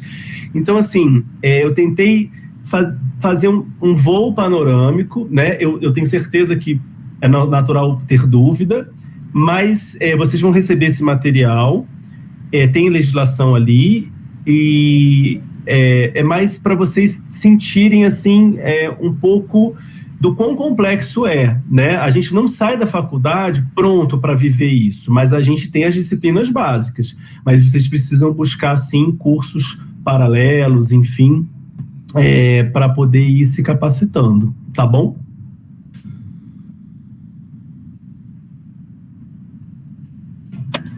Show, obrigada, Marcelo. A gente gostaria de agradecer mais uma vez a sua disponibilidade, seu interesse de fazer uma palestra com a gente. Agradecer também aos ouvintes que nos acompanharam até aqui. E é isso. É só mais uma palestra de outras que virão. Então, espero que vocês tenham gostado da palestra. Que venham outras.